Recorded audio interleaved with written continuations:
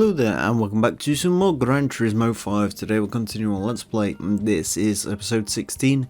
In today's episode we are taking a look at the International B license, another license test. I do hope you're prepared for the fun we're all about to have, hooray! Anyways, it's another stopping challenge. The final stopping challenge, thankfully, because these things are awful and pointless, but it is another stopping challenge. This time though, it's the worst one yet. The wet road stopping challenge. This is your normal stopping challenge, except it's in the wet, which is fine, but for some reason the game also turns ABS off. Don't know why, really, I'll be honest, but it does, which is just peachy. Also, this is 200 meters, 400 meters, don't know. Anyways, because the ABS is off, you're probably going to end up locking the wheels and flying off somewhere, and that's not great. For some reason the car lurched forward. I feel like if it didn't lurch forward, that probably would have been a pretty good time, but as usual, trial and error.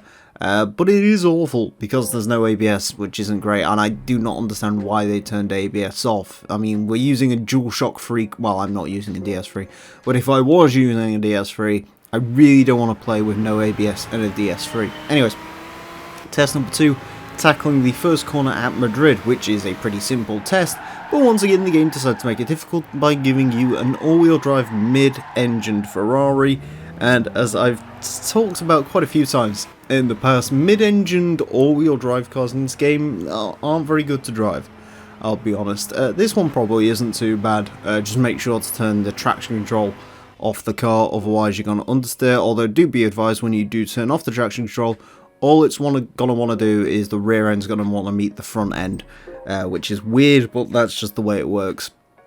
So there you go. Next up, FR Cone Slalom Challenge. This license is not getting off to a good start, because my advice for this one, I don't have any. Fuck slaloms. I fucking hate Gran Turismo slaloms. They're the worst things ever. This one's pretty piss poor. My driving in this one was pretty piss poor, but that's purely because I just wanted to get this over with, because I hate Gran Turismo slaloms a lot, so there we go.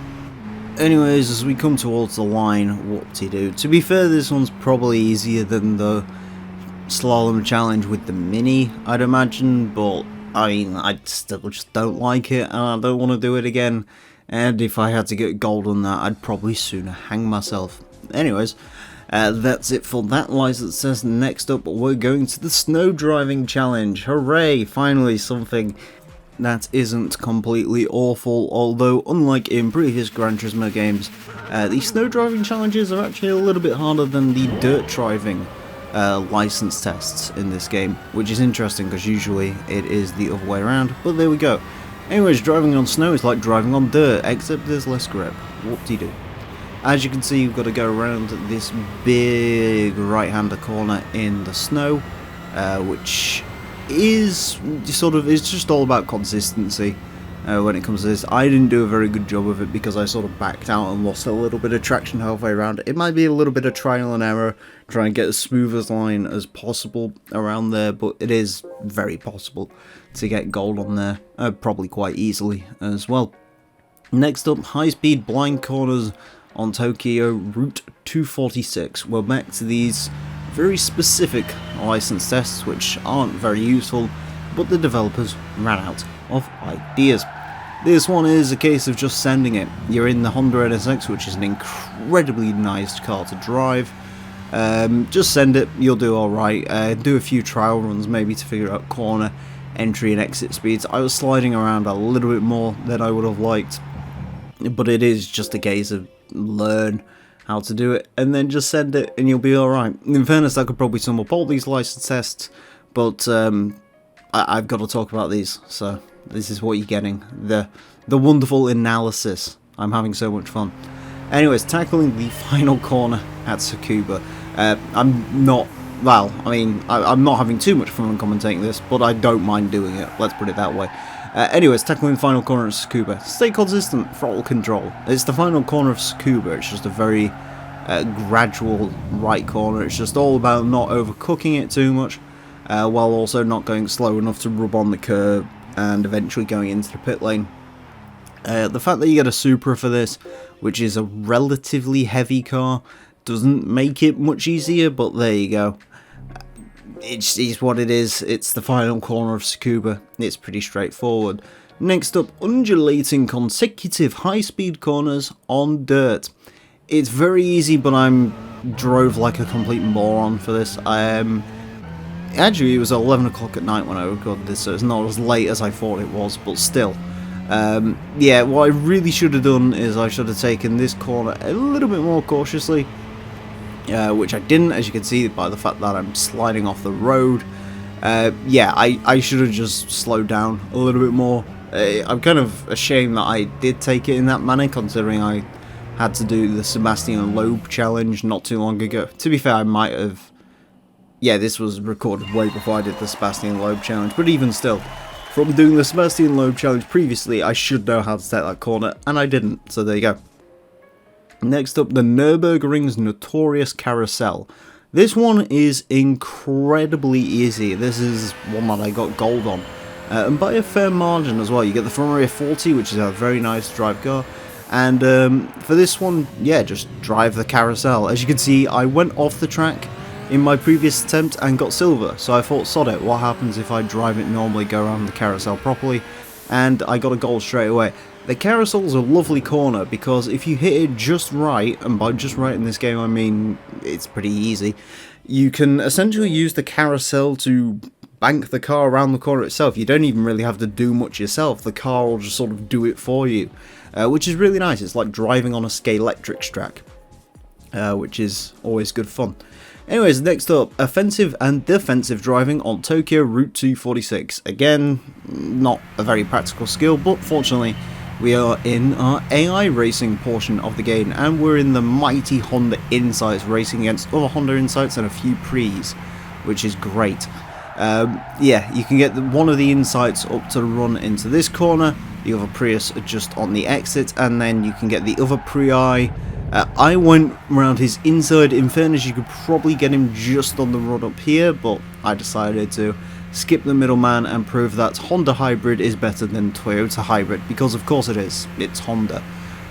Yeah, pretty straightforward really. I like this one because you get to drive the mighty Honda Insight with its fantastic CVT transmission. And I think we are now all for gold on anything involving the AI. So while I might not be able to drive particularly well consistently to get good gold times on license tests, I can beat the AI pretty well, which is a better skill to have, or at least I like to think it is. And finally, a Deep Forest Raceway 2-lap battle. Again, we are subverting the usual 1-lap battles into 2-lap battles, and also for some reason this is a 2-lap battle. The last one that we did in the last episode was called a 2-lap challenge. Don't know why, but there you go. Anyways, this one's pretty straightforward. You get a BMW Z4 M Coupe, which is a pretty quick car, and all of your opponents are red. That's the only real observation I made on this one. It is quite It is quite funny. Yeah, every car's red. There you go. There's a red Audi S4.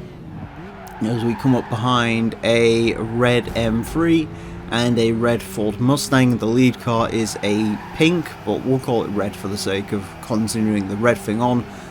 Roof 3400S. So yeah, there you go. This one's just overtake the red cars. Deep Forest, pretty fun track, lots of overtaking opportunities. This isn't one of those usual sort of 2-lap battles where it's all about jumping a bunch of AI in the first corner.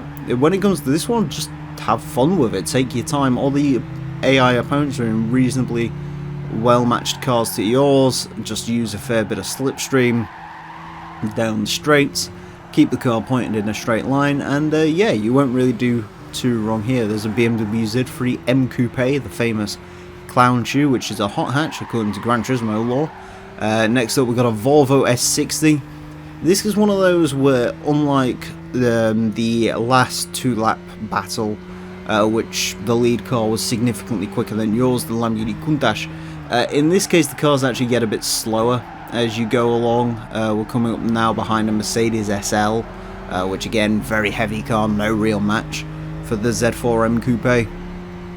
So yeah, it is kind of interesting they've reverted Some of these, the slower cars starting back, which means jumping them quickly is your highest priority, but in this case, as you can see, a lot of the slower cars are further down. I mean, that Volvo S60 has 250 brake horsepower, I think, and the cars that you all sat behind at the start, I mean, the Lotus Esprit has like 100 more than that, and is mid-engined, and is a lot sportier, so yeah. I mean, this 3400S, I will say the number correctly, you know, I mean, it's not exactly a slouch, but again, the Z4M Coupe should be able to get it on its more modern suspension and tyres, and again, yeah, Deep Forest, just a nice track to drive around. That 3400S, you could probably jump it on any number of the straights. I actually got him really, really early, and then from here it was just a run to the line. Another important distinction to remember when it comes to Deep Forest is the AI do take this last corner here ridiculously slowly. They're very, very cautious through here, which is probably the reason why you can jump quite a lot of them. So there you go. Anyways, as you can see, I decided to show off to the pit wall a little bit, and that's a gold. That's very straightforward, probably the easiest battle that we've had so far.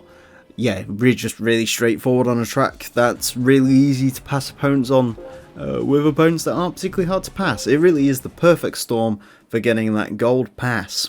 Pass, pass, pass, pass. Well, pass another license test, which, you know what that means, it's time to head on to the... Congratulations, I cut her off by accident. Anyways, yeah, International A license, that's basically all she was gonna say, so, I mean, it is what it is. Anyways, we've unlocked the Grand Tour for reaching level 13. We get the Unos Roadster J Limited and the HSR2 concept. I can't help but feel like the prize cards from the previous license test and the prize cards from this license test got mixed up. You know, I mean, in the last one you got a 350 horsepower all-wheel drive 524 pp performance point, amazing accurate concept car for getting bronze. In this, you get a Mazda MX-5. A little bit crummy, but there you go, that's the way it works. The Mitsubishi HSR is pretty cool. The Unos is a premium car, which is interesting. I believe it's one of the... no, it isn't.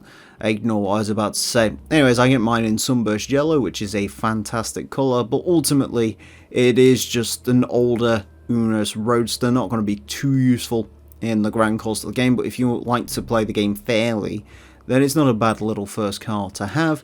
And if we head over to the standard section, the HSR concept is a little bit more my boat, 334 horsepower all-wheel drive.